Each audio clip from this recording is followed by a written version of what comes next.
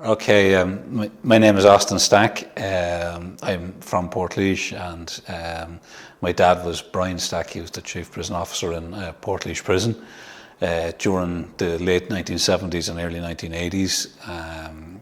Portlaoise was where all the paramilitary prisoners, IRA and INLA predominantly, were held. It was a maximum security prison. And my dad was shot in March 1983 by the IRA. And he survived for 18 months. He was in a coma for 6 months, and when he woke up he was very badly brain damaged and he was paralysed from the neck down. And he survived for 18 months. We had him at home for the last 6 months. Essentially the hospital couldn't do any more for him, and he was in the National Rehabilitation Hospital in Dunleary, and it got to the point where they needed to send him home.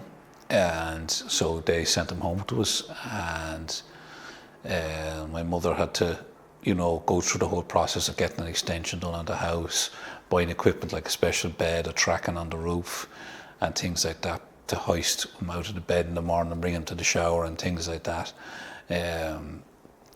So there was a lot of stuff like that. She got no help from anybody at the time. We were all quite small. I was 14 at the time. My brother Kieran was 13 and Oliver was 12. And she was only telling me even this evening that they even refused to give her a medical card for Dad at the time.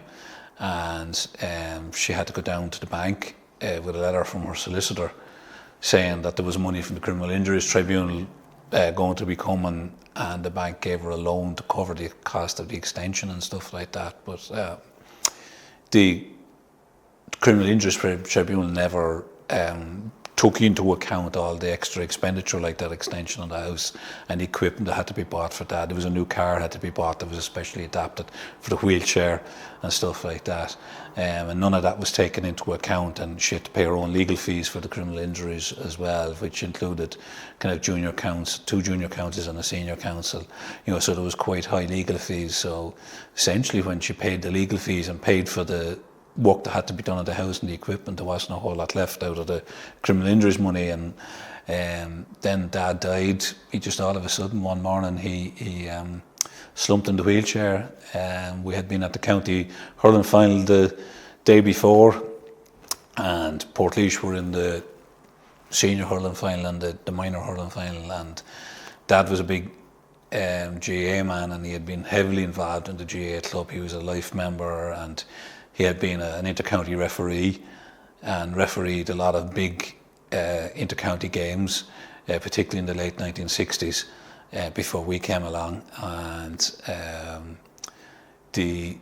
that day on the Sunday, he got ill on the Tuesday. On the Sunday, we'd been up at the county final, and it was the first time that he had been at a match, and the GAA made great efforts to be able to get us to get the car in and bring the car into the sideline and stuff like that at the time. And the minors won the match, and all the young fellas came over with the cup and around the car and showed them the cup and all the rest of it. And then the senior match was a draw, and unfortunately he wasn't around for the replay. He got ill on the Tuesday, and he just slumped in the chair. We were back in school. We were in boarding school. We used to go to boarding school on a Sunday night and come back on a Friday. And my mum had to run up for a neighbour, and they got him out of the wheelchair and called an ambulance. And he was brought up to the hospital here and then sent on to the Mead Hospital afterwards. And they told my mother at that stage that he wasn't coming back out at this time. And he died then a couple of weeks later, about 2 weeks later, on a Saturday morning. I remember that morning we were in my granny's house, and I could remember the call coming through and my granny answering the phone and then coming in and telling us. But it's actually very interesting. I was talking, because I'm writing a book at the moment, and I was talking to my mother about all this only a couple of weeks ago, and I was saying to her that it's funny the things you remember and the things you don't remember. And she said to me that after that call was made, that her sister Catherine asked her husband Des to bring us up to Dublin to see my dad in the hospital, because the doctors had said it would be really nice if the lads could come up and see him in the hospital, laid out in the hospital bed, while it's kind of private and there's nobody around. And I have zero recollection of that. I have no recollection of going up in the car that day and seeing him in the hospital. I have racked my brain and I cannot remember that. I have no recollection of it. But what I have a very vivid recollection of the Tuesday. He died on a Saturday. There was a post-mortem done on the Monday, and then on the Tuesday they did a wake in the city morgue in Dublin, and we were brought to the wake, and then he was brought back down to for the removal service in Portlaoise that evening, and then he was buried on the Wednesday. But I have great memories of very vivid memories of that wake in the city morgue on the Tuesday morning, getting out of the car. And I remember the first person that came over to me was a guy that used to come in and see Dad in the hospital in Dunleary when he was there. And I remember going into the morgue and went to kiss my dad on the head, and my Auntie Catherine, who was a nurse and knew what they would have done in a post-mortem, pulled me back. And she kind of just pulled me to the one side and said, "Look, Aston, you can't kiss him on the head because of the post-mortem. They've had to do some stitching around his head, and you may disturb some of the stitches." And she said to me, "Kiss him on the hand." So I did that, and then my two brothers she kind of coached them what to do as well. I mean, that was like, so having that really vivid memory of that, but having no memory of the actual Saturday after, when we went up to the hospital. It's just it's unusual that you remember some things and you don't remember other things, but like, I mean, the night that he was shot, I have very vivid memories of that as well, because he was going up to the national boxing finals, and he was going with 4 friends, and one of their sons, who was in Kieran's class in school, was with them. And we would always like to have gone to the national finals. We were up and down to the National Boxing Stadium all the time, and the senior finals, the biggest night of the year in boxing, and it's when all the star boxers are out. And he couldn't bring us because they couldn't put us in the car. There wasn't enough of them. They were sharing the driving at the different things, and it was Joe Ging's turn to drive, and his son was with them, and there was 3 other men. And we had a bit of a row with Dad over not going, and as a kind of a compensation, we were being brought to Newry on a shopping trip the following day. It was the time when all the buses used to go up to Newry for the shopping trips. So this was the kind of the payback that we would be going off to Newry in the morning. But I remember going to bed that night. My room was in the front of the house, and it was at where the driveway meets the house, and it was my window. And I just kind of got a sick sense that there was something not right that night going to bed, and I couldn't sleep. I was tossing and turning. And then I started to see car headlights coming down the driveway, and I got up and I went down to the kitchen, and the first thing, when I went through the kitchen door, the phone was over on the wall over on the left hand side at the back end of the kitchen, and there was a man with his back to me, and he had a big trench coat on him, and he was talking on the phone, and I didn't know who it was.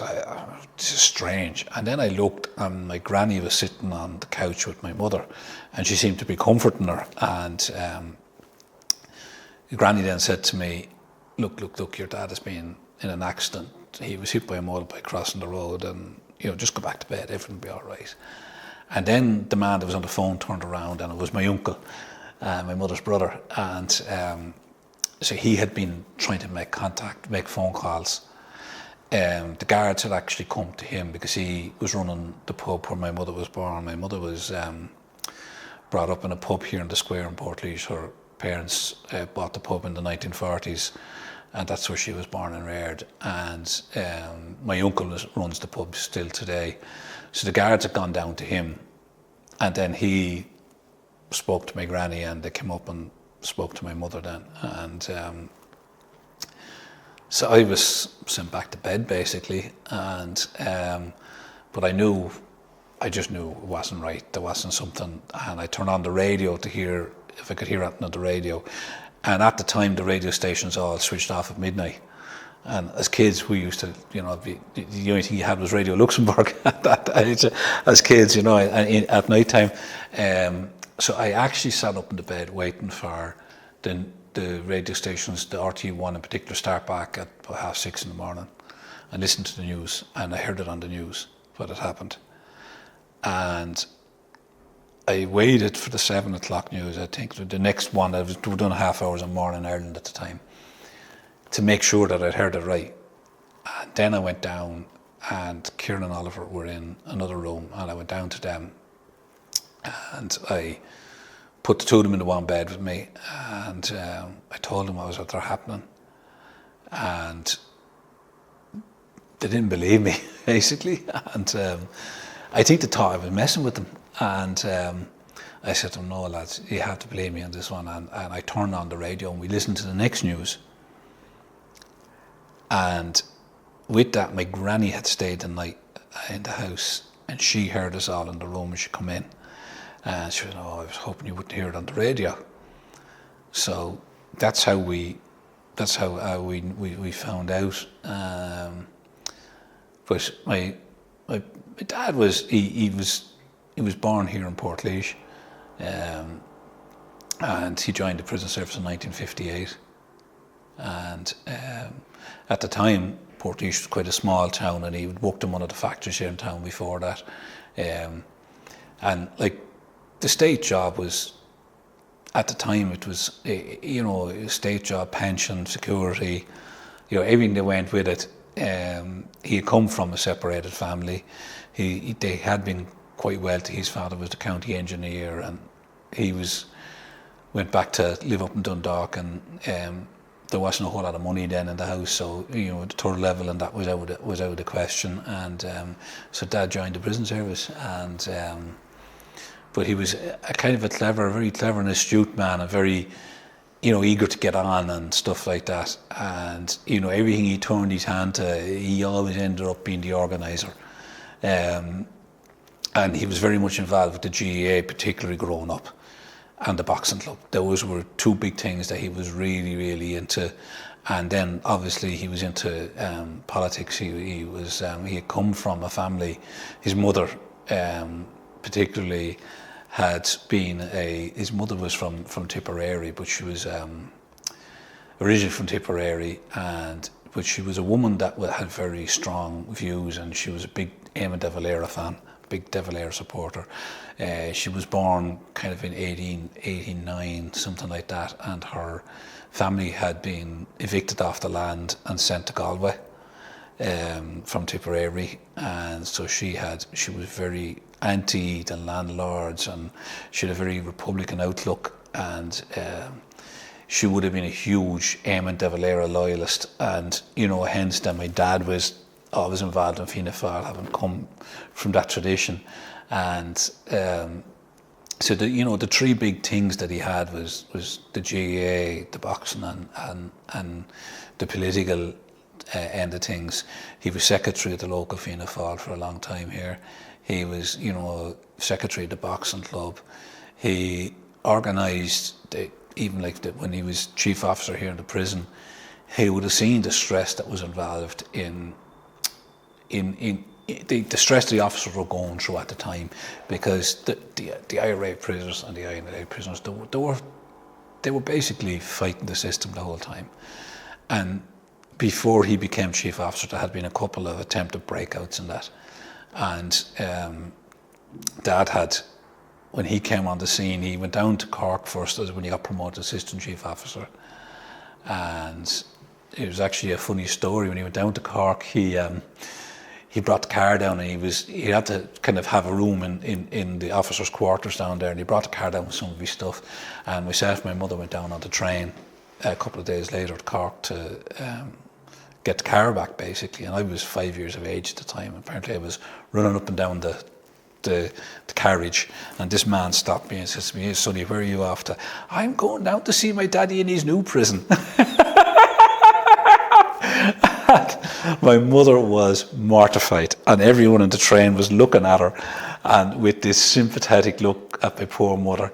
And but he got back to Portlaoise a couple of years later, and we had moved down to Cork, but we kept our house here in the town.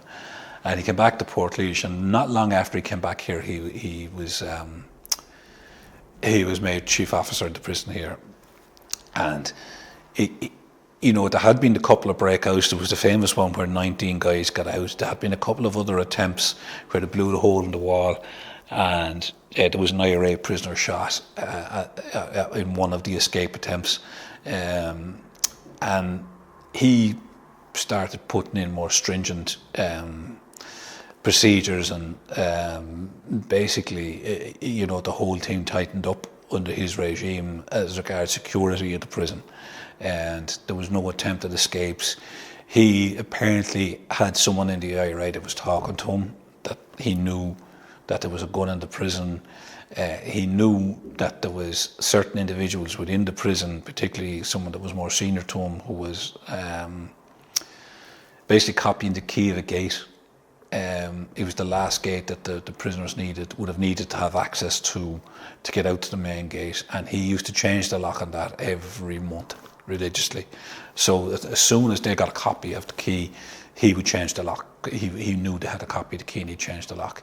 So he was one step ahead of them all the time. And he had a couple of searches done for this gun that he knew that was in the prison. So, things that got anyone that I've spoken to, former colleagues and that, have all said like how, they didn't, to them at the time, particularly young officers, this was a huge change in how things were done, the whole tightening up of security and stuff like that. This wasn't anything to do with prisoner conditions. It was security of the actual physical prison estate itself, and procedures and how the officers did their job. He was always checking on them. He had a method of breaking into the highest security prison in Europe in the middle of the night. And he used to break in the middle of the night into the prison and do a spot check. So it was things like that he wanted to make sure everybody was doing their job, where everybody should be where they were supposed to be. And, someone will tell you now, God, he was a nightmare, because he was so diligent about security and so diligent about everything, and he drove us all mad. But at the same time, nobody got out. And, the bottom line is that the IRA at the time wanted to take him out because they were trying to hatch an escape attempt. And it's my view that they were trying to pull a PR coup by having a double escape from Portlaoise and the Maze at the same time. They got out of the Maze in the September of 1983, and they were attempting to get out of Portlaoise, but obviously they shot my dad in March '83 so they could try and effect the escape. But when he didn't die, I think they didn't know what condition he was in. They didn't know whether he was able to provide information to the Gardaí or to the prison authorities. They just didn't know what kind of a state he was in. And they waited until after he died to effect that escape attempt, which they tried in February of 1985. And again, they got as far as the main gate of the prison. And the gun that my dad was looking for, they had that. They tried to shoot an officer with it, only the gun backfired. They put it to an assistant chief officer's head and told him to open the gate. He wouldn't open the gate, and they shot him, but the bullet didn't fire. And then when they put the Semtex to the gate, it actually apparently buckled the lock on the gate, and the gate didn't open, and they had to come back in and surrender. So that's my view on what happened and why it happened. My mother at the time, my mother was 39 at the time. She was a very young woman. As I say, she was from the town here. Her parents had originally from the country just outside the town here, and they bought the pub. And she met my dad at a local dance here, and they got married in 1967. And they built a house out the Mount Rat Road here, and I came along in 1968, and then Kieran in 69 and Oliver then in January 1971. So we were all kind of came pretty quickly, and we, we had a nice, comfortable upbringing on the Montserrat Road, and we were always. Dad was always bringing us places, and at weekends, you're going off to football matches and stuff like that. We moved to Cork when I was 5, so the early part in Portlaoise wouldn't have had too many memories then, because I was too young, obviously. But when we went down to Cork, I can still see the first kind of really interest in politics, and that there was my dad. I do remember the first time I was aware of politics and my dad's involvement was the general election in 1973. He was director of elections for Fianna Fáil here in Laois, and I remember I was in baby infants and coming from school and being brought into the election office in the main street in Portlaoise to lick the envelopes. And that's a 5-year-old's memory. That actually happened. And when we went down to Cork, then I remember Jack Lynch was Taoiseach, and my dad had a great time for Jack Lynch. And Jack Lynch only lived out the road from where we were living in Cork, but there was a councillor lived in the little village we were in, and he was very like Jack Lynch in appearance, a Fianna Fáil councillor. And he used to do after mass meetings and that, and my dad used to tell us that it was Jack Lynch, and we'd be standing there and, oh, this guy, and he wasn't Jack Lynch at all, But we became very aware of politics around that time because we were past Jack Lynch's house and stuff like that. And my dad used to talk about him being a great hurler before he was involved in politics. But when we got back to Portlaoise, I'd have a lot more memories. There was a huge bookcase round the length of the sitting room of the house, and it was full of books, historical books, history books about Robert Emmet and Wolfe Tone and Eamon de Valera and Michael Collins. And even though my dad would have been on one side, his family would have been on one side of the Civil War divide in Ireland, so to speak. But my dad always had a great time for Michael Collins. And when we were living down in Cork, we were brought to Bale-na-Blah on more than one occasion, But Dad used to always be telling us about the different books and the different people in the books, and and about republicanism and what it meant. And he had this really, I suppose, pure view of republicanism, that everybody is equal, everybody has the same voice, everybody has the same, and society should run with everybody having an equal voice and everybody having the same say in how the country is run. And he explained to us how a lot of the original Republicans, would have been Presbyterian and Church of Ireland people, and how particularly a lot of them would have been Presbyterians, like Henry Dry McCracken and people like that. And there was a family connection going back to that too. That my grandmother's great granny was a first cousin of Robert Emmet's fiancée, Sarah Curran. So there was a family connection there as well to that kind of pure Republican theology, if you like to call it that. And it's what my father used to believe in. And, you would see him and he would go to a football match and he would talk to the fella that had nothing, and he would also talk to the guy that was a millionaire, and that's just the way Dad was. And he brought us up that way. He didn't talk a whole lot about the prison and about what went on in the prison, but I do remember him one day telling us that everybody, a prisoner is a human being, and you have to treat a prisoner as a human being because they are human beings. I mean, that was just something, you have to treat them the same as you would treat yourself or treat your own brother or, your own son. And that was his view on it. And that was how he and it annoys me when I hear, some of the trolls you get on social media in particular will try and have a go at my dad's character. I was particularly annoyed with Martin Ferris's book, with the scurrilous stuff that he wrote in his book about my dad.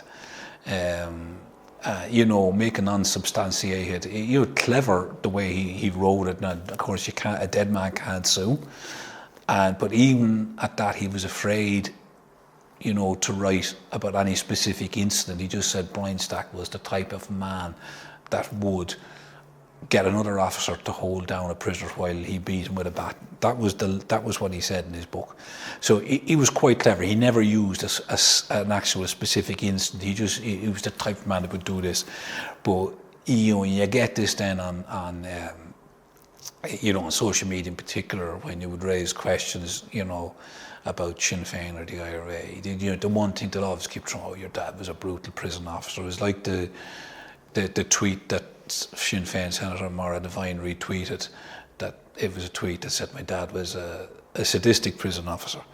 And that's that sort of stuff.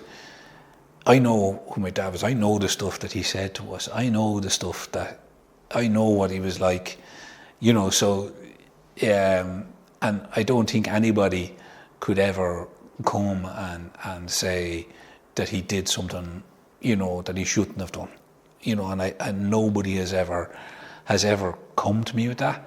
And I do know, specifically when I met with Gerry Adams, the very first time I met with Gerry Adams, he made a point to tell myself, my brother Oliver, that he had met nobody within his organisation that said my dad ill-treated anybody.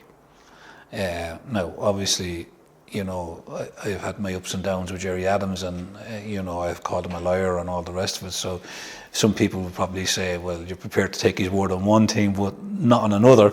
But I just know that's what he said to me.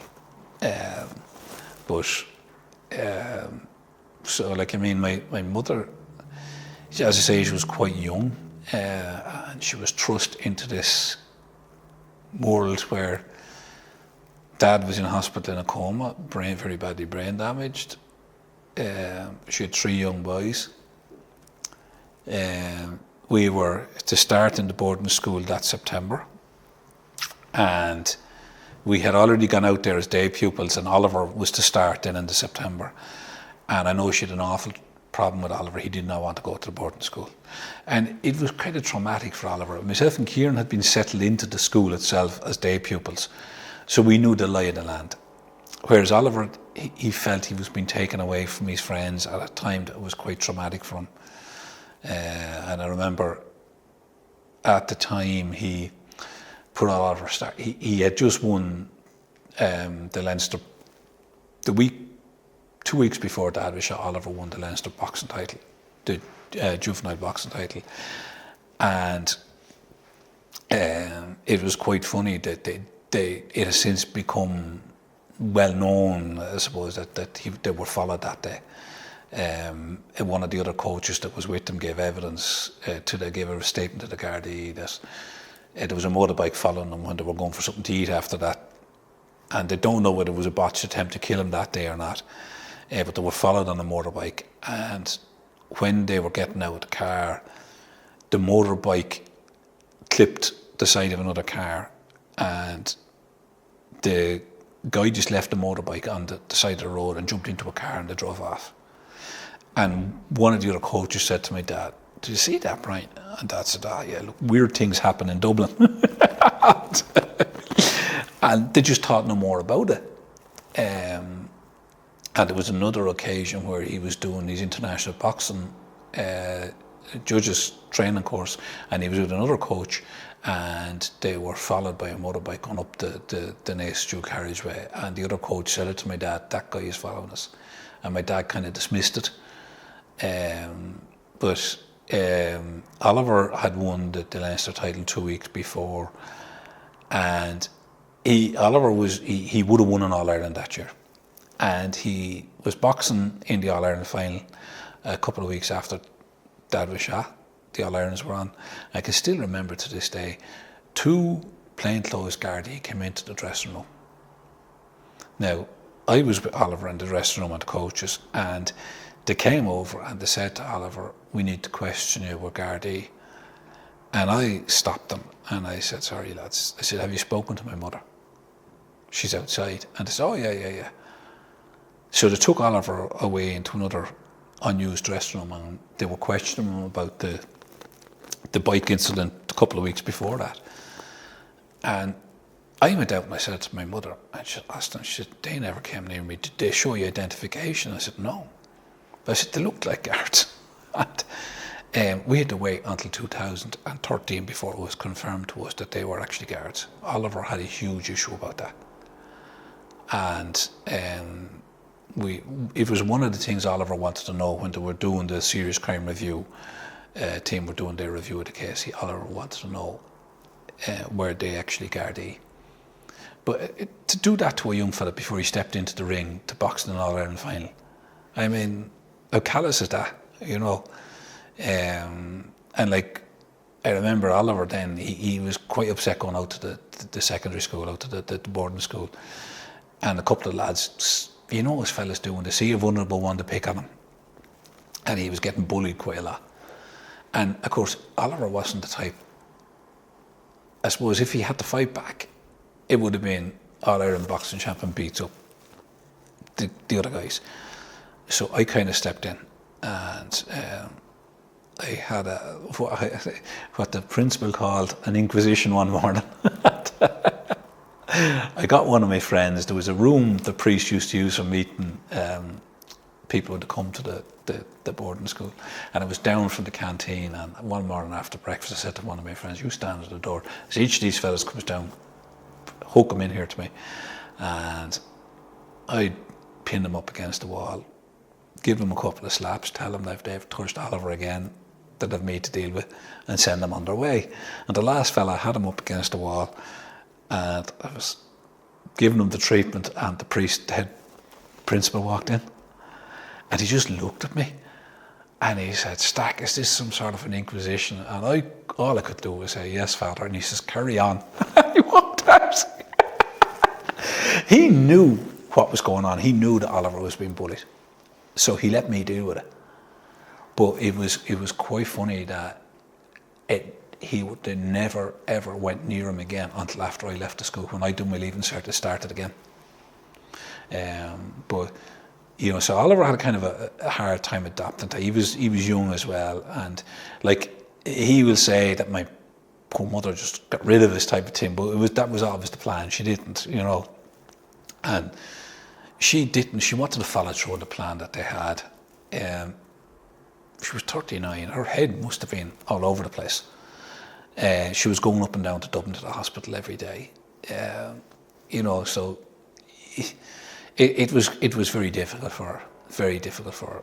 And then I started acting the maggot in school, you know, because I just wanted to be seen as someone, not as the fellow whose dad was shot. So I started doing stupid stuff in school, and you know, breaking out of boarding school and going down the local village for a pint and stuff like that.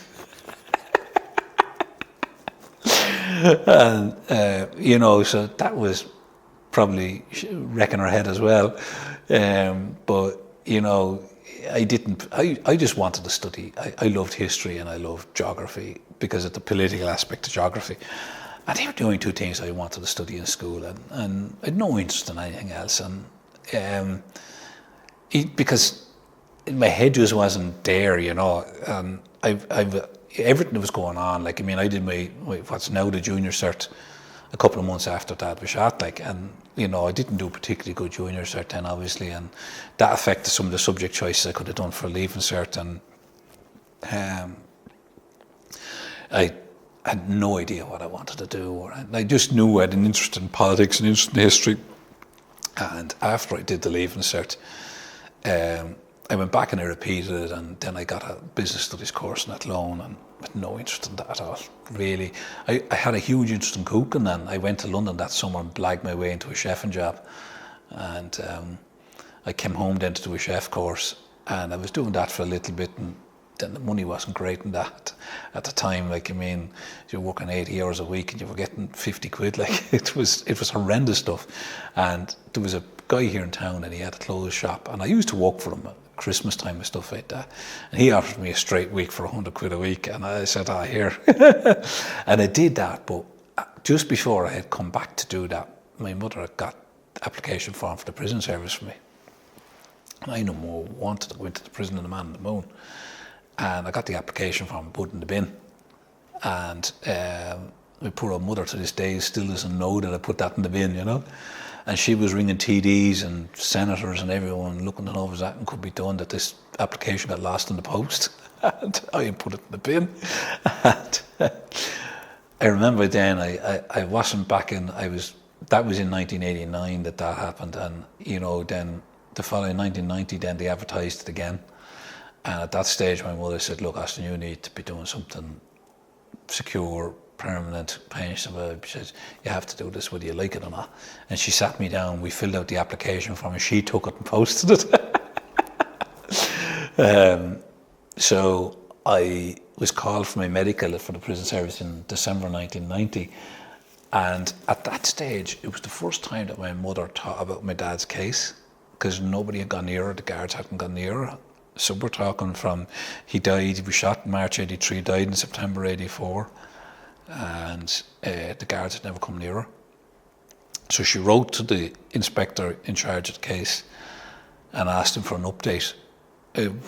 Before she said, look, Austin's going into the prison, I need an update on what's going on here. And she got no response to the first letter, and then she wrote a second letter in January of 1991.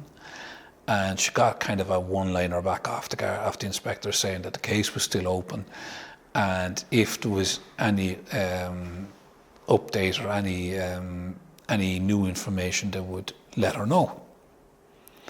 And I've since found out that that letter was a complete lie, because the guards got significant information in 1990 that I'm aware of.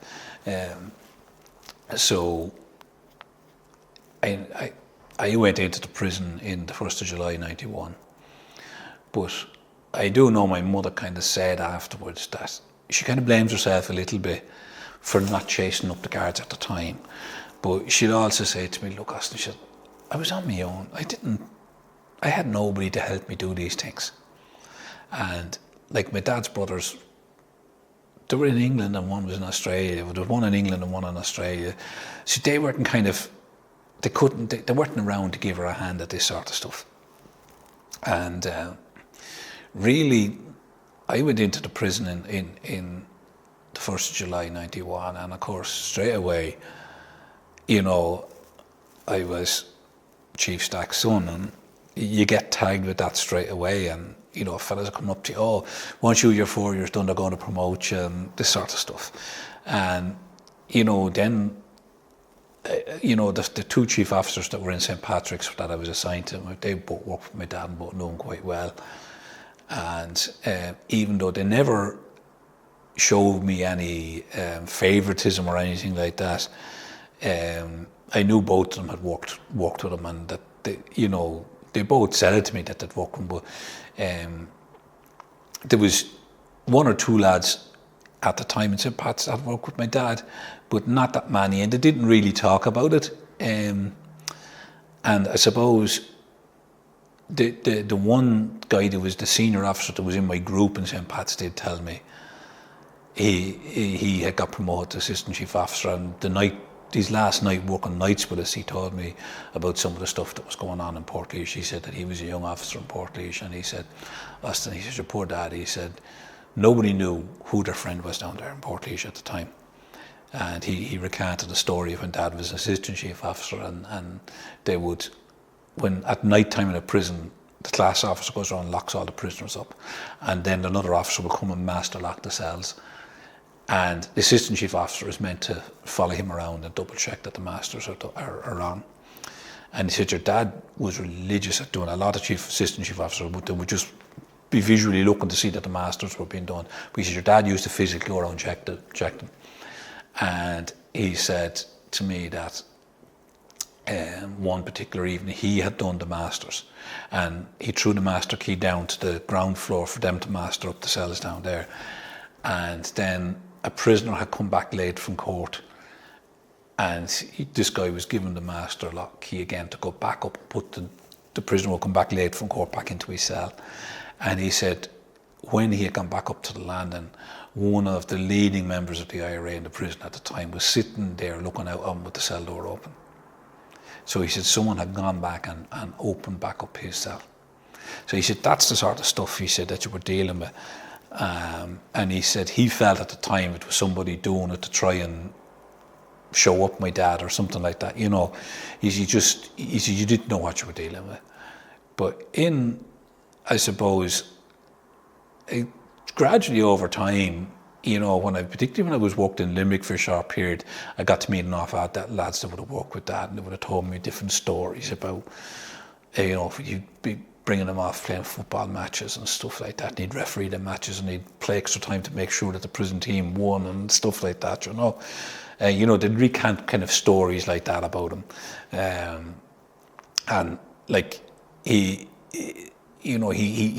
was very good at picking out guys that he thought would be really good, make good, promoted great officers and stuff like that. And a few of them that were promoted actually would have told me that my dad was the one that kind of singled them out for promotion and helped them along the way. But I suppose I was going through my service, and the first time I got any inkling as to what was going on in Portlaoise was I went down to Mountjoy Prison from St. Pat's in December 95.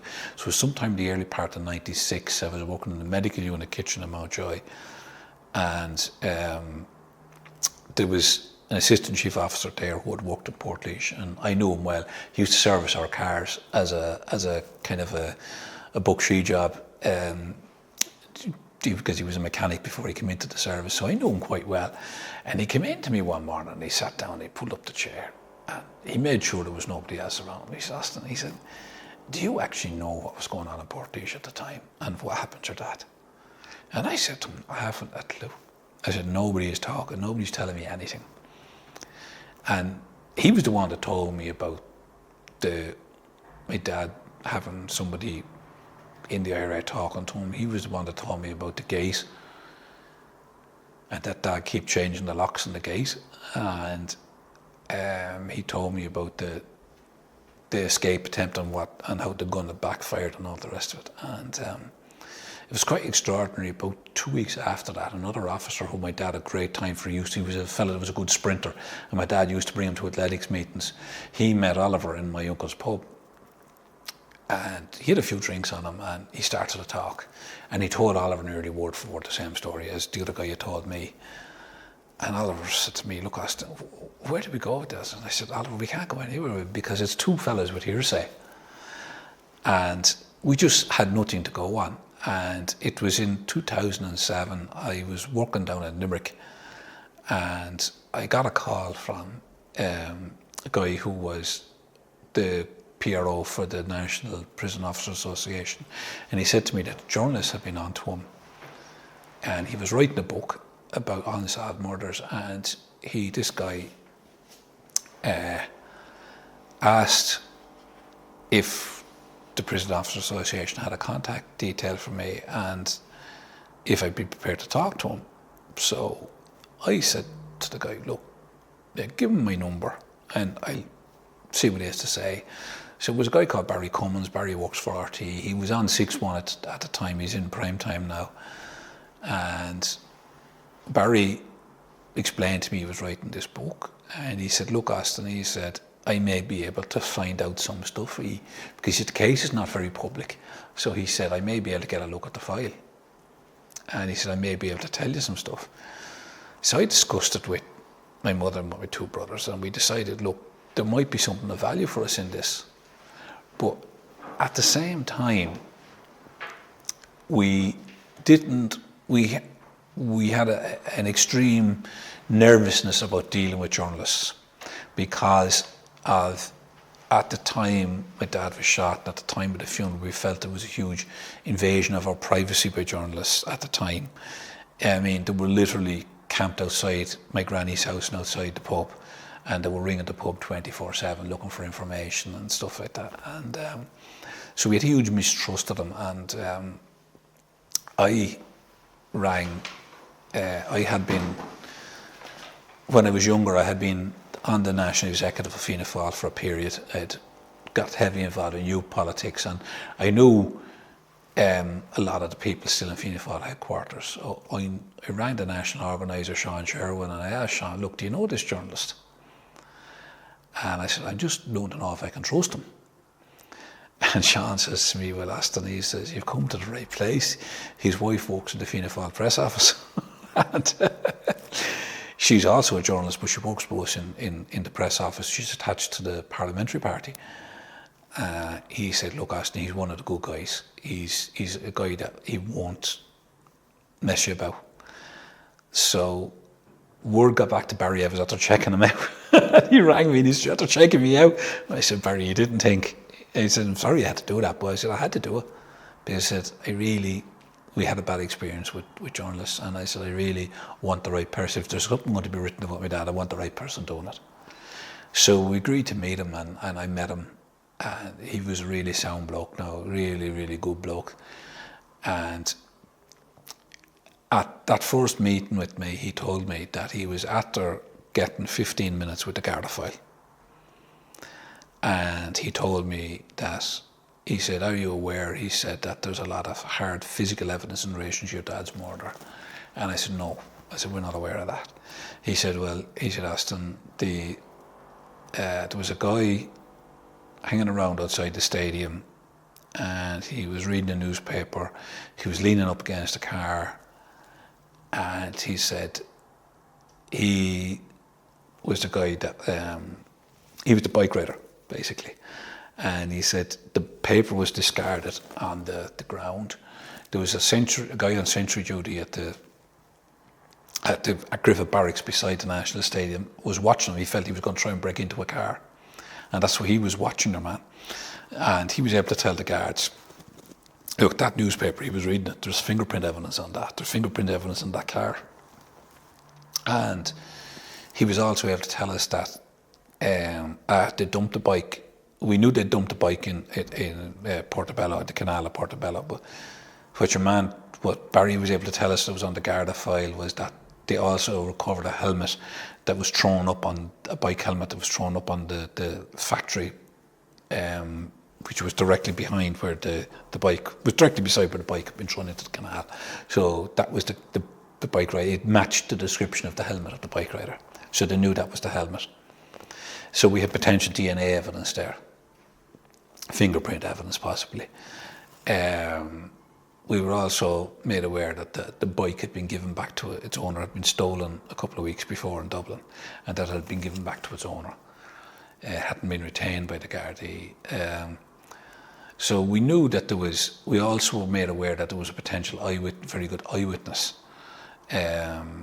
She had seen the bike rider with his helmet off about a half an hour before the shooting, a little bit away from the stadium, and as she was walking up towards this guy, she thought it was a first cousin of hers, and she was able to give a real detailed description of him. And when she actually got up close to him, she realised it wasn't who she thought it was.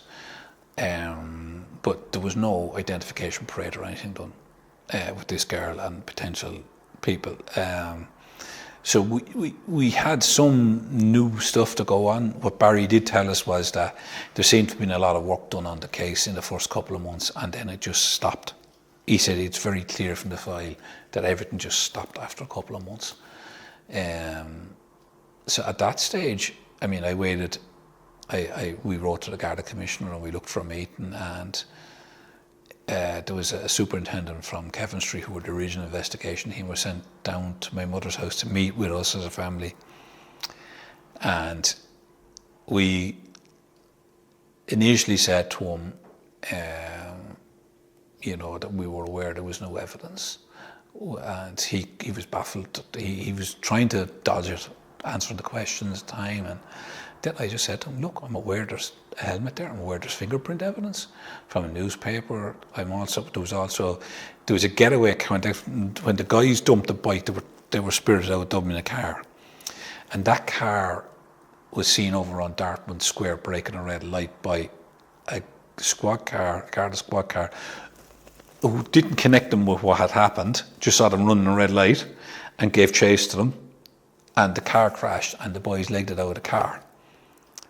And there was fairly a lot of fingerprints taken out of that car, particularly off the rear view mirror and stuff like that. So there was a lot of hard evidence. And eventually at that meeting, after first denying it, they admitted that they had all this evidence. And we asked them, what sort of an investigation was done at the time. Did they go down to Portlaoise and interview people and stuff like that? And we were kind of told, well, it was the 1980s, there was a recession. And they said, well, look, really, we didn't go past Newlands Cross, is what we were told. That was the line that was used with us. And so we became aware around that time that the guards were starting a cold case unit, the Serious Crime Review team. So I started to go into the media. I had been trained when I was involved in Fianna Fáil. I was director of elections, and we got a lot of media training, how to deal with media, write press releases and stuff like that. So I utilised that training, and I did a press release, and I was looking for, made people aware that this evidence had been withheld from the family for years, and we're now discovering it,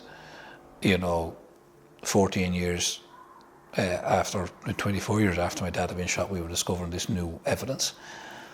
And at that stage then, the guards, we had looked for a meeting with the Commissioner, and he rebuffed us and basically said that he would assign the Serious Crime Review team to meet us. And we met with them, and I suppose it was a bad experience. And I would say to anyone getting involved with the Serious Crime Review team, they need to think long and hard about it. Because, first of all, we were under the impression that a fresh investigation was being carried out. And that's not what the Serious Crime Review team do. They look at the file, they see with a fresh pair of eyes. They will look at things that were done and not done. They will take statements off of people, but it's in effect not a fresh investigation. It's a review of the file, basically. And, there was some things came up in that we were not happy with, and that we had serious questions to ask of the Garda investigation in relation to that. They told us that they had managed to put a name on every seat that was in the National Stadium that night. That actually turned out to be a lie. And my brother Oliver was aware through talking to a man in Portlaoise who was at the boxing that night, that there was a guard from Portlaoise sitting in front of him that night. He told Oliver there was a guard from Portlaoise sitting in front of me that night. And Oliver said to him, "Oh, who was that?" And he named this guard. And this guard, Oliver said to me, "Is he the same surname as the high-ranking officer that everyone suspected of being involved with the IRA down here in Portlaoise?" And I said to my mother, "Are they connected?" And she said, "Oh, that's his son, and he's a high-ranking guard." It transpired he was an assistant commissioner of the guards, this guy at this stage.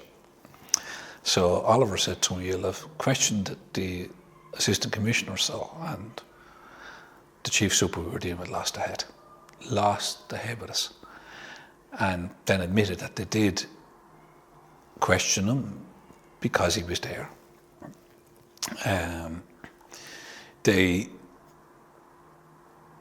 were on the scene for about 2 years, and they compiled a file, and they had 196 recommendations in it of things that were not done that should have been done. And they passed that file to the Commissioner, and we then met with Commissioner Faulkner Murphy, and we asked for a copy of that file, and they wouldn't give it to us. They said it was an internal Garda document. I pushed them for a redacted version of the file, and they still wouldn't give us that. But they said they were putting a fresh investigation team, the Serious Crime Review team, and had him the file, and he was now giving it to the National Bureau of Criminal Investigation, who were the umbrella group that look after gangs and counter-terrorism stuff, and that they would carry out a fresh investigation. And what was really annoying about that was the very first interview that fresh team did was they sent a team of 3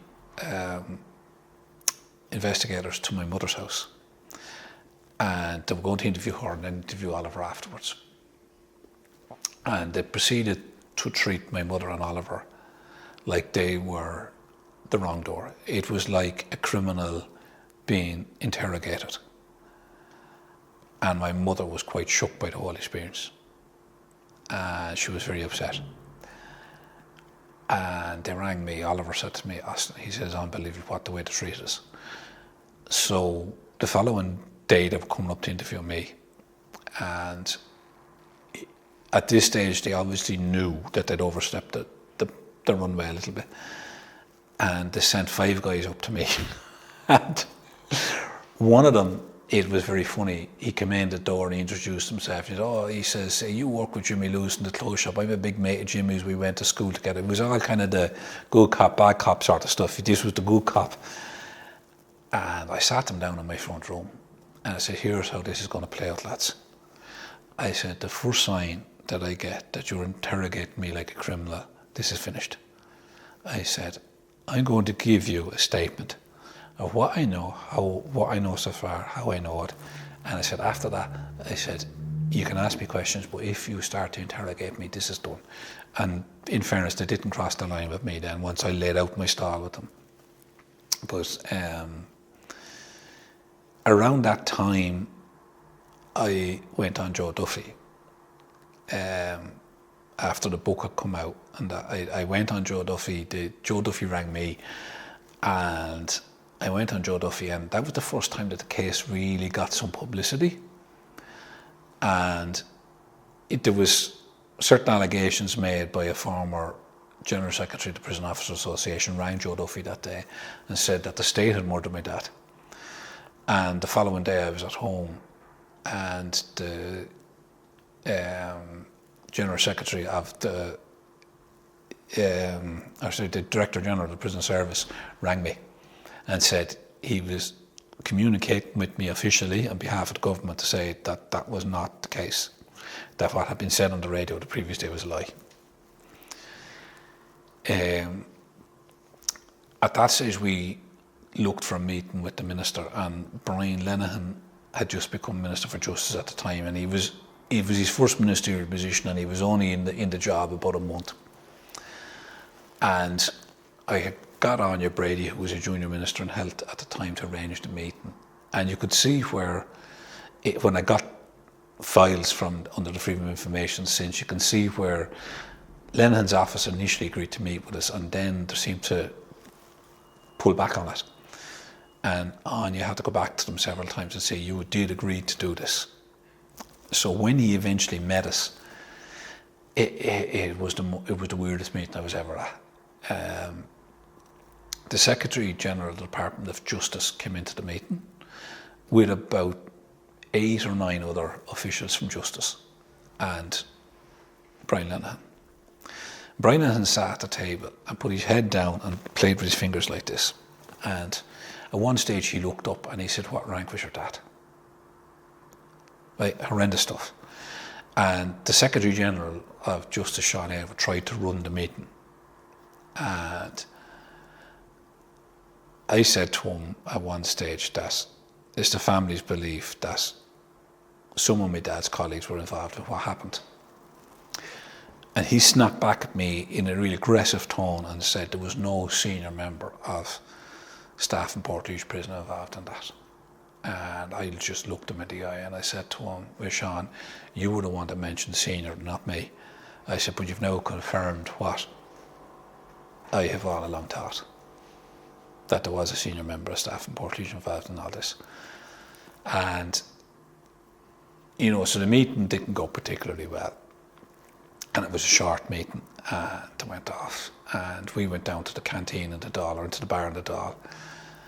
And Anya Brady she was dumbfounded, and she didn't know where to look. And I was in complete shock, because we were Fianna Fáil people.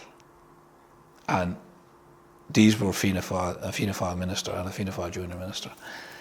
And my brother Kieran,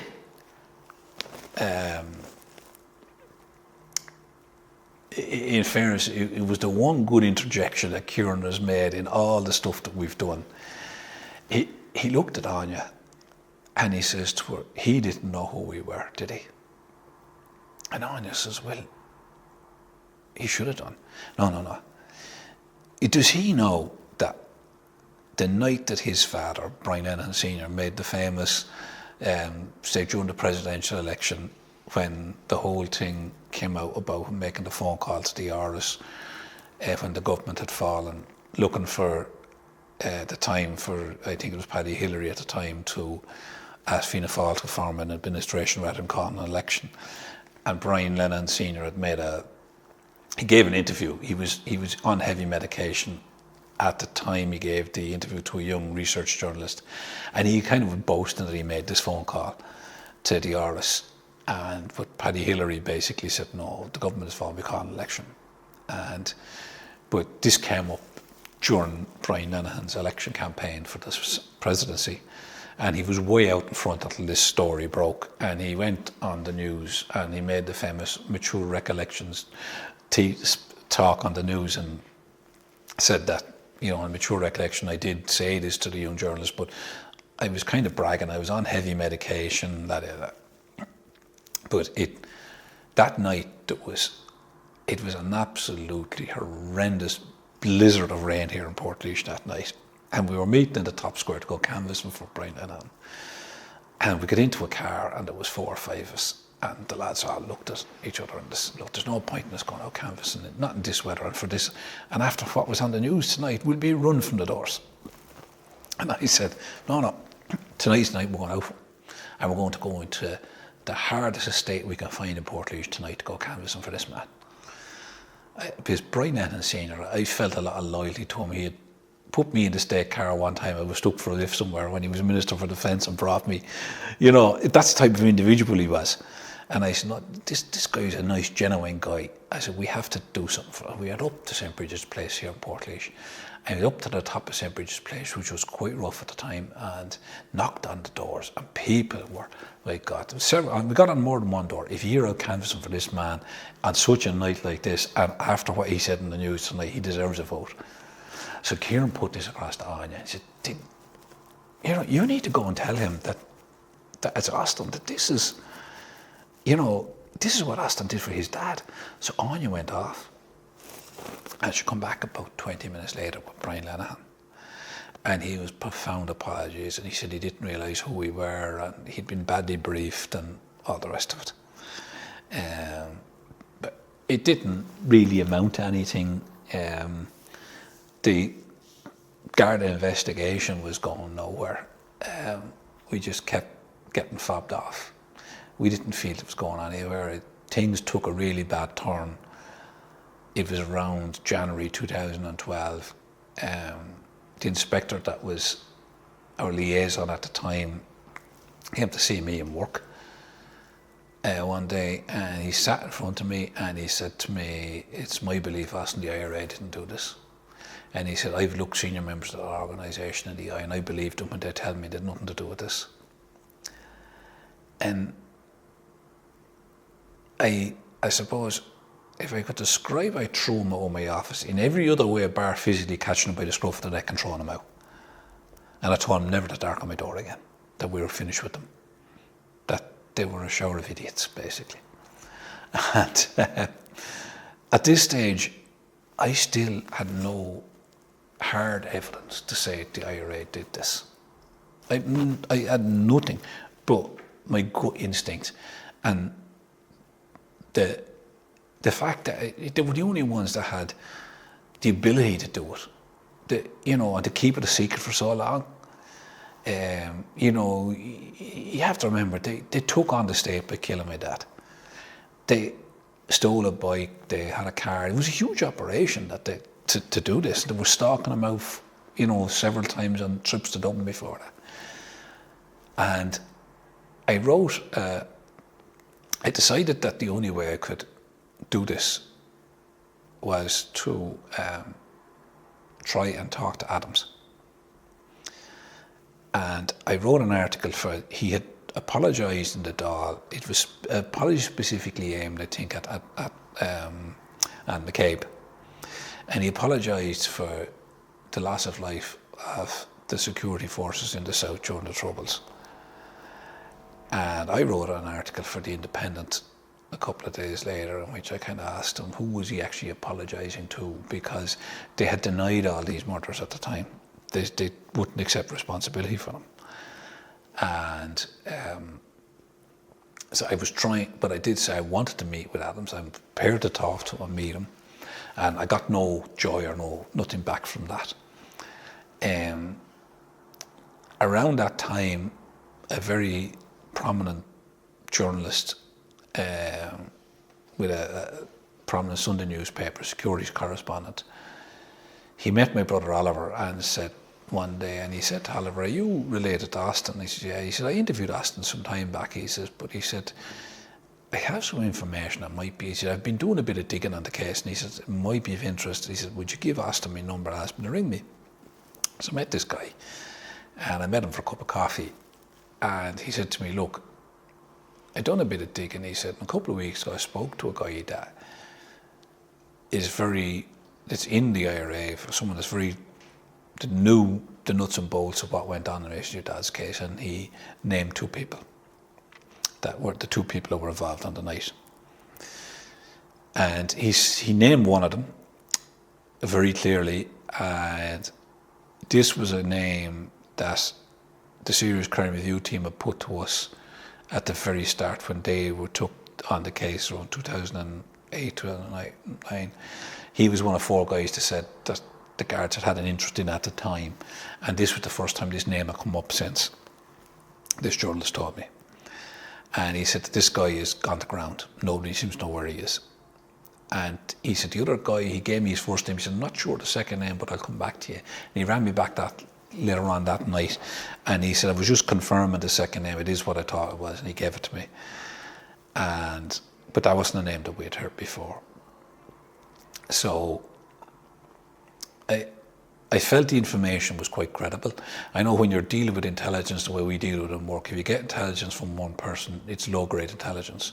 But sometimes if the intelligence comes from a credible sort, you would up the level of that intelligence. But if you get the same intelligence from two different unconnected sources, then it becomes more credible and so forth. But what I did was I put in place a structured plan of trying to draw Adams out to meet with him. And I did it gradually over a 12-month period. And the coup de grace, if you want to call it that, was on the 30th anniversary of the shooting. I released a statement to the media, and I asked the local radio station here if they would have me on. And I had a specific intent of targeting Brian Stanley, the local Sinn Féin TD, because Sinn Féin did not like at the time local TDs being tarred with the IRA brush, so to speak. And I released a statement on the Friday, and I rang the producer of the Will Faulkner show, the main current affairs programme on Midlands 103 here, and I said to her, "Look, will you ask Will, would you have me on Monday? You've seen the press release I've sent it to you." She says, yeah, Will is really keen to have you on. I said, "What I need you to do before I come on Monday is to get a copy of the Laois Nationalist from," it was date November 2011, during the presidential election. I said, "Martin McGuinness came to town here in Portlaoise, and the first question he was asked by the media was, 'What have you got to say about the murder of Brian Stack?'" And Martin McGuinness didn't get a chance to answer that question. Brian Stanley interjected and said the IRA had nothing to do with that murder. So I said, "I'm going to be quoting that on Monday." So I said, "You need to have a copy of that." So I went on the radio on the Monday, and I basically said that if Brian Stanley had made this statement in 2011, that I'd been trying to meet with Gerry Adams, that Sinn Féin as a party obviously had some information, particularly their local TD, Brian Stanley, because if he could make such a definitive statement, he must have some information, otherwise he couldn't have made such a clear statement that the IRA didn't do it. And as a public representative, he had a duty to go to the Gardaí. I knew what the reaction would be, that Stanley would look for a right to reply, which he did. He took the bait, and he went on the programme, and your man straight away quoted news. He denied saying that, and then your man said, "I'm looking at it here, it's on the front of the paper. I have the copy of the paper here in front of me." And he said, "You did say it."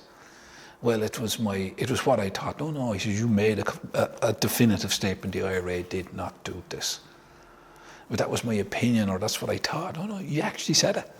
And he said, all this man wants to do is meet with your party leader. And with that, Stanley says, well, if he sends me an email, he should get an answer. And so I sent Gerry Adams a Oireachtas email address, an email looking for a meeting, and he agreed to meet with me. And initially they wanted the meeting to be done quite privately in a hotel away from the publicity, and I said no. I said, if we're going to have a meeting, I said it has to be done with the media presence. The media have to be aware that we're doing this meeting. I said, otherwise it's of no value to us. And I remember we were going into the meeting, and it was in the Dáil, and Helen O'Donoghue from RT61 interviewed me before we went into the meeting, and she asked me what were we looking for. And I said to her, well, I said, I'm aware that I know who carried out the attack on my dad, but I said, what I want is Sinn Féin and the IRA to admit that they've carried out this attack. I said, Gerry Adams had been on prime time a couple of months before and was still in May 2013 denying any knowledge of my dad's murder. And we were now in July. And, we're now in July, a couple of months later. And I said, I want Sinn Féin and the IRA to admit responsibility for what they did. And she asked me, what do you think, how do you think Gerry Adams can do that? And I said, well, there are obviously people within his parliamentary party that I am aware of that may have answers. And I said, there are people who in his parliamentary party who were in Portlaoise at the time. And I said, they may have some information. But I said, these are people. And she said, who are you talking about? People like Martin Ferris was in Portlaoise at the time. Desi Ellis was in Portlaoise at the time. So I said, they are people that may be able to, Adams may be able to talk to, and they may have some information. So we went into the meeting, and the first thing Adams did was try to intimidate myself and Oliver. And he put his arm on the back of the chair like this, and he slouched back at the chair, and he goes, oh lads, he says, you're very brave men to come in here and see me. And that was his attitude, that was the way he did it. And I just looked at him, I said, there's nothing brave about coming in here to see you in your place of work, Deputy. I said, I've been in here 1,001 times, it's nothing new to me. So he changed track then, and he said, well, we're all victims here, and they tried to shoot me, and they shot somebody belonging to him. And so at that stage, I had said to Oliver, I said, when he does this, because he's going to try and play the victim, I said, I'm going to do this fake anger thing with him. So I started shouting at him, and I banged the table, banged up my fist. I said, listen here, you're not the victim here. I said, I'm the victim. Oliver's the victim. My mother, who's in the hotel across the road, is the victim. I said, do you know, I said, what a victim is? I said, a victim is, I said, when your father is lying in his bed, I said, brain damaged and paralysed, and needs someone to scratch his nose at 2 o'clock in the morning. That's what a victim is. With that, he kind of bolted up in the chair, and he became completely different. And he says, what do you want from me, Austin? And at that stage, I just brought it down a level, and I said, look, Deputy, I said, we're here one-to-one. I said, I'm asking you to help us. I'm asking you to go see. I said, he said, you're saying you know who did this. And I said, and I explained to him without naming names. I said to him, this is what I know. I said, the individual that, the two individuals who were there on the night, one of them badgered the OC of the Southern Brigade. At the time, he went back to him 2 or 3 times to carry out this attack, and your man kept saying no, and eventually he agreed to it, and he was on the Army Council, and that's where it got the sanction from. And Adams looked at me, and he said to me, do you want to tell me who these individuals are? And I said, no. And I'll come back to it in a minute, but that's quite significant, okay? But he said to me, well, what do you want me to do? And I said, I want you to talk to people within your parliamentary party who may know stuff, who may have answers. And I said, I'm looking for an admission that you guys did this. And I said, if possible, I'm looking to meet with the individual carried out the attack. I would love to meet him and talk to him. So with that, they got up himself. He was with Richard McCall. He was with him in the room, and they got up and they left. He said, we need to have a private discussion. And he said, we'll send you in some tea and sandwiches and stuff like that. So they sent in the tea and sandwich, but they left a mobile phone on the desk, an Apple iPhone. So Oliver indicated the phone to me to go, shh, they're recording us, you know. And with that, I could see the 6-1 News had come on, and the interview I'd done was being played. So Adams come back in with Macaulay, and he said it was okay, we've had a discussion among ourselves and we've agreed we can do business with you, but it'll be a process. And he said, I want you to give me a month, and I don't want you to talk to the media for a month. Because he said, I have to try and talk to people. And he said, the one thing I don't want you doing, he says, is mentioning the people you mentioned on the TV, it's at 6-1. He said, I don't want you mentioning those in the media, because he said, those are the people I have to go and talk to. So I said, okay. So after that, he kept his word. A month later, he rang me and told me that he'd been talking to somebody and that they'd agreed to meet with us, and that he wanted to meet me a couple of days later in Dublin. So myself and Oliver went to meet him in a hotel, and we sat down and had a chat to him. And he said, look, this is the way it's going to be.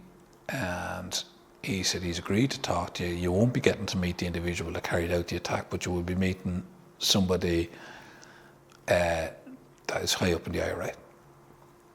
And so we had a second meeting with him then to put the nuts and bolts of the thing together. And basically, he said to us that it would have to be done in a way that they had to be confident we weren't going to be bugged or wired and stuff like that. So we gave them an undertaking. He then asked me if we would have an objection going into the north of Ireland for the meeting, and we said no. And Oliver initially balked at that, and I stopped Oliver and I said to Adams, can we have 5 minutes? I said, look, Oliver, if we're going to get what we're going to get, we're going to have to go along with this type of thing. And I said, Oliver, your security is not going to be an issue, because I said, no matter where we have this meeting, Adams has arranged it, and everybody knows Adams has arranged it. So I said, our security is not going to be a problem here. So we agreed to meet them in the north if that was going to be a problem to them. So they had one final meeting with us, and they said, no, we wouldn't be going into the north. We were to leave our mobile phones behind, and that they would meet us at the Regency Airport Hotel in Dublin on the following Saturday morning. So we turned up there, and we knew they were going to change the thing. And Richard McCauley turned up and said, look, lads, follow me. And we were brought to the City North Hotel, where we were put into Adams's car. And we drove up the motorway. It was a nice sunny August morning. And Adams told us on the way up that we were going to get an admission from the IRA. They had asked us initially for questions that we wanted to put to the IRA, and I submitted questions only if I was allowed to ask follow-on questions depending on the answers. So we got to the meeting, or we got to a disused cemetery up just north of Dundalk, up the mountains, and we were put into a blacked out van. It had a plyboard screwed into the walls, into the windows. You couldn't see into the driver, and Adams and Macaulay came in with us, and we were driven for about 10 minutes, and the van drew up alongside the sliding patio door of a bungalow. And basically the bungalow sliding patio door was open, and then they opened the sliding door of the van. The van was literally inches from the door, so you couldn't see, and we stepped from the van into the kitchen, and we were led straight into the front room. All the blinds were shut in the house, and there was a man there who, probably mid-late 50s, looked all the more like a school teacher. He was reading copy of the Irish Times, very affluent sort of an individual, and he read a statement to us. He said to us that he told us that his name was John for the purposes of the meeting, and that he had held a leadership role throughout the struggle and had a very senior leadership role at the time of the ceasefire. That was the way he described himself. He read out a statement which basically answered a lot of questions. They admitted that they carried out the attack, but of course then they put the little rider on it that they said that it had been a senior, a person with a leadership role within the IRA had organised the attack, and it got the volunteers under his command to carry it out, but it hadn't been sanctioned by the Army Council. That was the wording they did, and it was done in the context of the prison struggles in the north, in the south, and in Great Britain.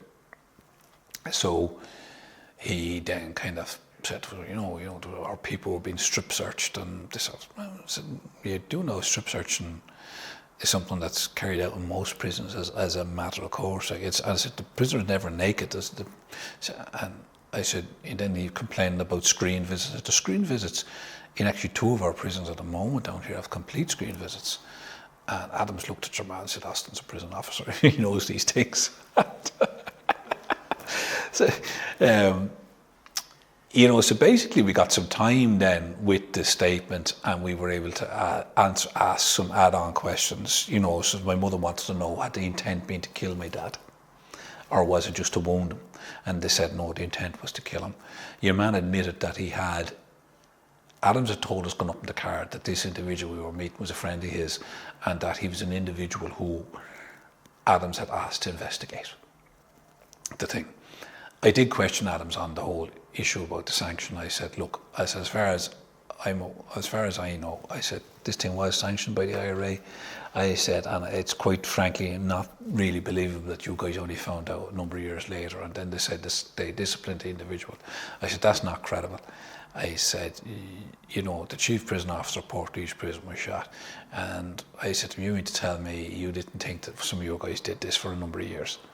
I said, that's not credible. I said, you were the only organisation that had the ability to do this, that had the balls to do it. And, we agreed to disagree on that. And we released our statements and we went our separate ways. About a month later, Adams rang me to ask me how things were and how my mother was. And he apologised for not being in contact with me sooner because of what he described as the little family matter, which was the whole thing had erupted around his brother being a paedophile. And he described it to me as being the little family matter. But, we were still trying to fight for answers and trying to fight for some form of justice, no matter how it comes. I mean, again, I still will be prepared to sit down and talk to people. I will still be prepared to sit down and, but I do want people to admit that they done. I want the person to sit in front of me that done this and say to me, this is why I did it, I'm sorry. From my perspective, for me, I mean, a lot of people couldn't do that, wouldn't be able to do that, I wouldn't be able to accept that.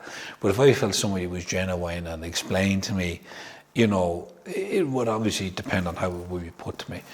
But I do think, as a family, we don't want to see somebody locked up in jail for years and years and years, but we do want to see somebody convicted in a court.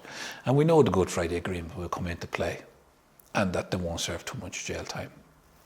But during the course of the general election, I think it was 2016, was it 2014, 2016 general election, I was asked by the media, did I think that Sinn Féin should be brought in from the cold, and if they had enough seats, would they be suitable for government?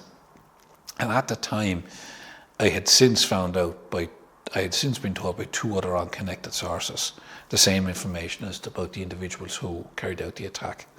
One was a high-ranking former guard, and the other was a former IRA intelligence officer who turned guard informant.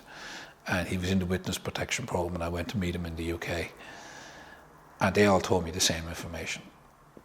And it came to my attention that the guy that had organised the attack the IRA had basically exiled him out of Belfast in 1974 for sexually assaulting a young 4-year-old girl, and that he had been brought back from France in the early 1980s to reorganise the IRA in Munster, and that this individual had also sexually abused another prominent victim who has been involved basically from she was raped by the IRA.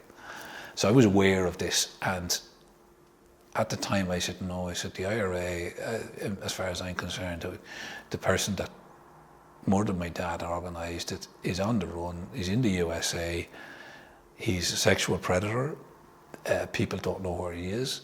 The IRA and Sinn Féin are hiding him in the USA. The IRA and Sinn Féin have still not admitted fully their full role in my dad's murder by trying to say that the Army Council didn't sanction when I know they did. And Gerry Adams wasn't happy with this. And he decided to send an email to the Garda Commissioner, basically telling the Garda Commissioner that I gave him the names of 2 individuals. During the he sent that email to the Garda Commissioner, and he named 3 names in that email to the Garda Commissioner. But during the course of I didn't know he had sent that email, obviously, but during the course of the general election, he stated that on a Sunday at a press conference that I had given him the names of 2 individuals. By the midweek it had gone to 3, and by the end of the week it had gone to 4. He kept changing the number of individuals, and the media weren't sharp enough, even though I was telling them, look, he's changing his story all the time. And then they released what they called their minutes of the meeting, and it's actually quite extraordinary. Their minutes of the meeting, which they gave to the journalists, actually said that Adams had asked me for the names, and I refused to give them. But yet, in another part of the minutes, to say that I did give them names, So it's riddled with inconsistencies, and there was a huge row during the general election about these names, and it transpired then that they had actually. Adams got spooked, and he sent an email to the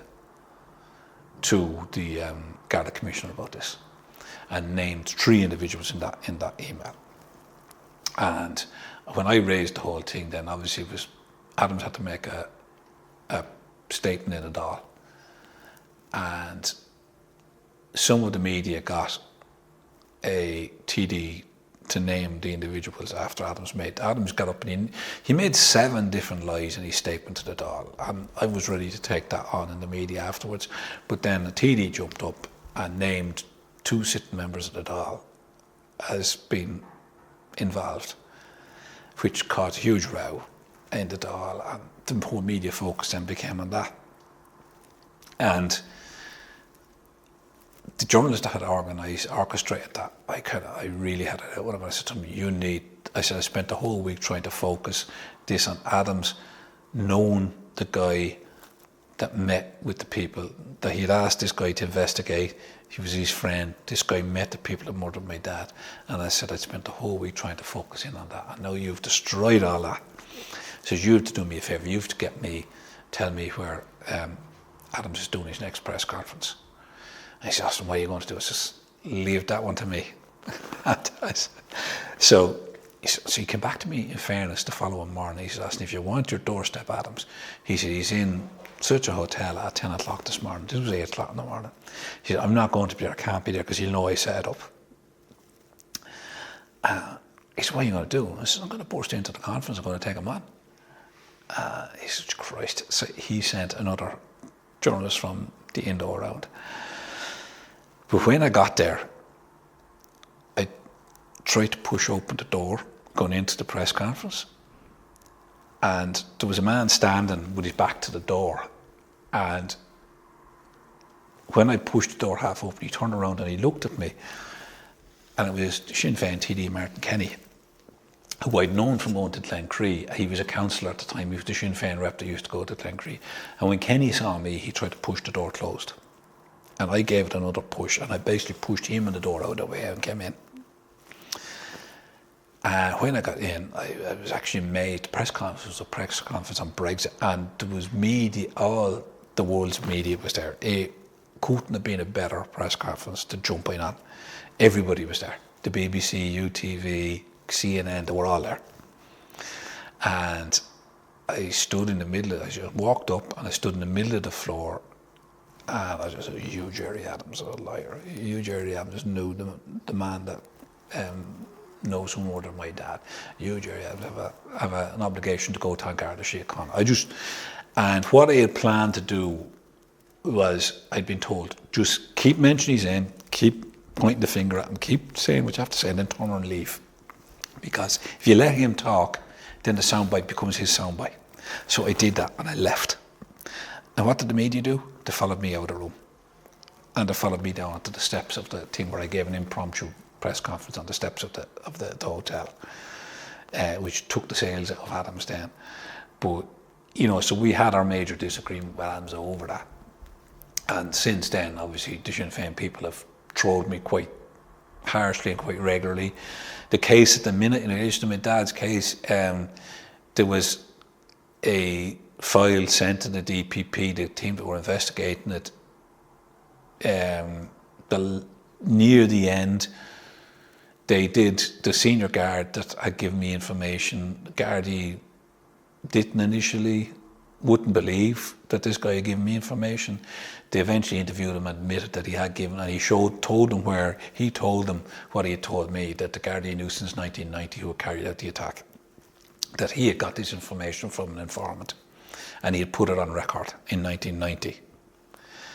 Whether the investigation team in 1983 knew, I don't know, but they definitely had hard information from intelligence in 1990, and eventually they admitted that they did have that, but that the informant was, first of all, the investigation, the superintendent on the case, he couldn't, it was in crime and security, and basically they wouldn't give him the name of the informant.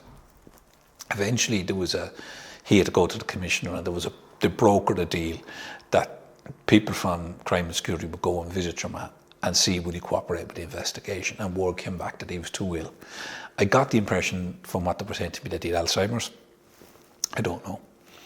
But a file then eventually went, we had a meeting with Drew Harris, and he told us that a file had gone to the DPP with no recommendation on it. We're still awaiting results from that. That's 3 years ago nearly now.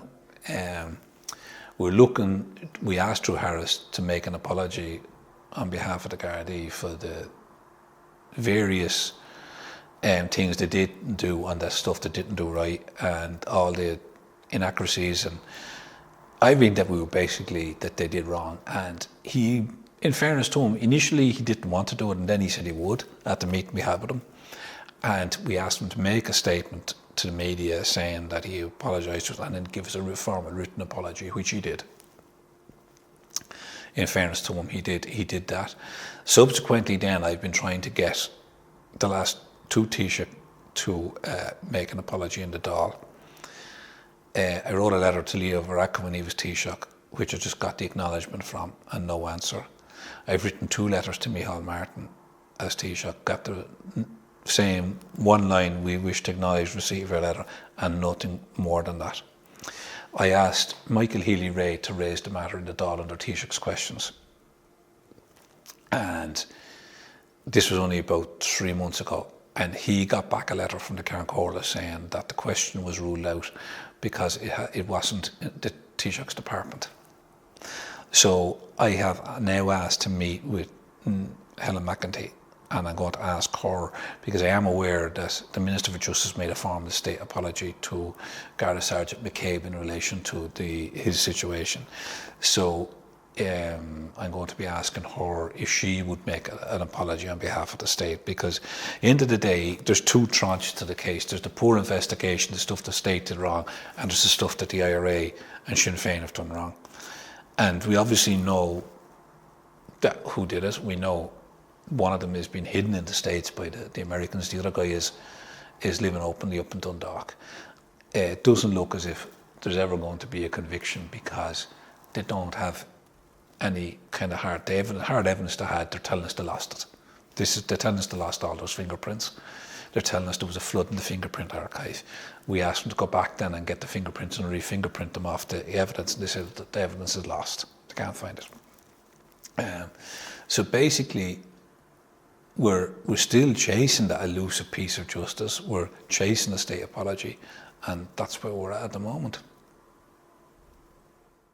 So I was aware of this, and at the time I said, no, I said the IRA, as far as I'm concerned, the person that murdered my dad organised it is on the run, he's in the USA, he's a sexual predator, people don't know where he is.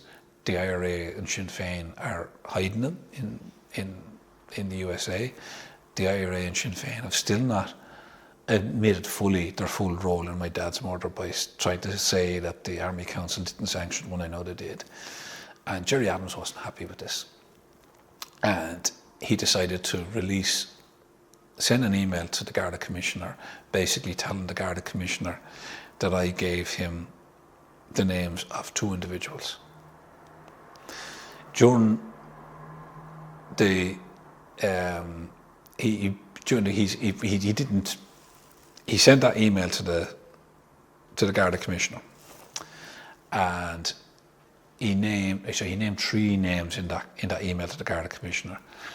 But during the course of and I didn't know he had sent that email, obviously, but during the course of the general election, he stated that on a Sunday at a press conference that I had given him the names of 2 individuals. By the midweek it had gone to 3, and by the end of the week it had gone to 4. He kept changing the number of individuals, and the media weren't sharp enough, even though I was telling them, look, he's changing his story all the time. And then they released what they called their minutes of the meeting, and it's actually quite extraordinary. Their minutes of the meeting, which they gave to the journalists, actually said that Adams had asked me for the names, and I refused to give them. But yet, in another part of the minutes, to say that I did give them names, you know. So, it's riddled with inconsistencies, and there was a huge row during the general election about these names, and it transpired then that they had actually. Adams got spooked, and he sent an email to the Garda Commissioner about this, and named 3 individuals in that email.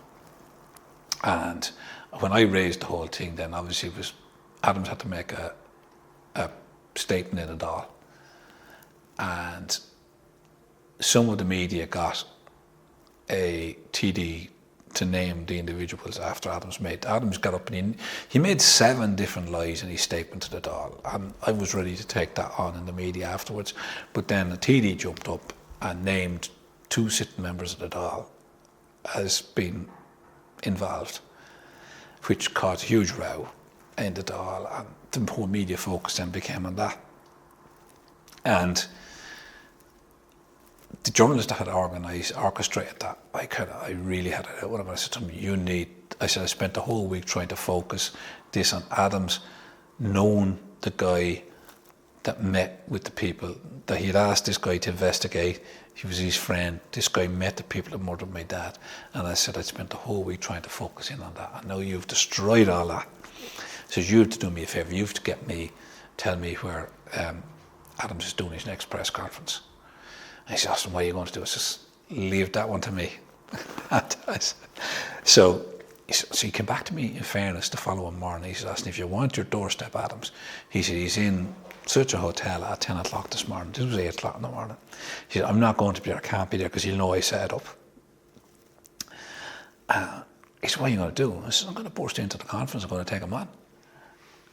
He said, Christ. So he sent another journalist from the indoor round. But when I got there, I tried to push open the door going into the press conference, and there was a man standing with his back to the door, and when I pushed the door half open, he turned around and he looked at me, and it was Sinn Féin TD Martin Kenny, who I'd known from going to Glencree. He was a councillor at the time. He was the Sinn Féin rep that used to go to Glencree. And when Kenny saw me, he tried to push the door closed. And I gave it another push, and I basically pushed him in the door out of the way and came in. And when I got in, I was actually made, the press conference was a press conference on Brexit, and there was media, all the world's media was there. It couldn't have been a better press conference to jump in on. Everybody was there. The BBC, UTV, CNN, they were all there. And I stood in the middle, I just walked up and I stood in the middle of the floor, and I just said, "You Gerry Adams, a liar. You Gerry Adams knew the man that knows more than my dad. You Gerry Adams have an obligation to go to Garda Síochána." And what I had planned to do was, I'd been told, just keep mentioning his name, keep pointing the finger at him, keep saying what you have to say, and then turn around and leave. Because if you let him talk, then the soundbite becomes his soundbite. So I did that and I left. And what did the media do? They followed me out of the room. And they followed me down to the steps of the thing where I gave an impromptu press conference on the steps of the hotel, which took the sales of Adams then. But, so we had our major disagreement with Adams over that. And since then, obviously, the Sinn Féin people have trolled me quite harshly and quite regularly. The case at the minute, in relation to my dad's case, there was a file sent to the DPP, the team that were investigating it. Near the end, the senior guard that had given me information, the Gardaí wouldn't believe that this guy had given me information. They eventually interviewed him and admitted that he had given, and he told them what he had told me, that the Gardaí knew since 1990 who had carried out the attack, that he had got this information from an informant, and he had put it on record in 1990. Whether the investigation team in 1983 knew, I don't know, but they definitely had hard information from intelligence in 1990, and eventually they admitted that they did have that, but that the informant was, first of all, the investigation, the superintendent on the case, he couldn't, it was in crime and security, and basically they wouldn't give him the name of the informant. Eventually he had to go to the commissioner, and they brokered a deal that people from crime and security would go and visit your man and see would he cooperate with the investigation, and word came back that he was too ill. I got the impression from what they were saying to me that he had Alzheimer's. I don't know. But a file then eventually we had a meeting with Drew Harris, and he told us that a file had gone to the DPP with no recommendation on it. We're still awaiting results from that. That's 3 years ago nearly now. We asked Drew Harris to make an apology on behalf of the Gardaí for the various things they didn't do and the stuff they didn't do right, and all the inaccuracies. And I think that that they did wrong. And he, in fairness to him, initially he didn't want to do it, and then he said he would at the meeting we had with him. And we asked him to make a statement to the media saying that he apologised and then give us a formal written apology, which he did. In fairness to him, he did that. Subsequently then, I've been trying to get the last two Taoiseach to make an apology in the Dáil. I wrote a letter to Leo Varadkar when he was Taoiseach, which I just got the acknowledgement from and no answer. I've written 2 letters to Micheál Martin as Taoiseach, got the same one line, "We wish to acknowledge receipt of your letter," and nothing more than that. I asked Michael Healy-Rae to raise the matter in the Dáil under Taoiseach's questions. And this was only about 3 months ago. And he got back a letter from the Cairn Comhairle saying that the question was ruled out because it wasn't the Taoiseach's department. So I have now asked to meet with Helen McEntee, and I'm going to ask her, because I am aware that the Minister for Justice made a formal state apology to Garda Sergeant McCabe in relation to his situation. So I'm going to be asking her if she would make an apology on behalf of the state, because end of the day, there's two tranches to the case. There's the poor investigation, the stuff the state did wrong, and there's the stuff that the IRA and Sinn Féin have done wrong. And we obviously know that who did it. We know one of them is being hidden in the States by the Americans. The other guy is living openly up in Dundalk. It doesn't look as if there's ever going to be a conviction, because they don't have any kind of hard evidence they had. They're telling us they lost it. They're telling us they lost all those fingerprints. They're telling us there was a flood in the fingerprint archive. We asked them to go back then and get the fingerprints and re-fingerprint them off the evidence, and they said that the evidence is lost. They can't find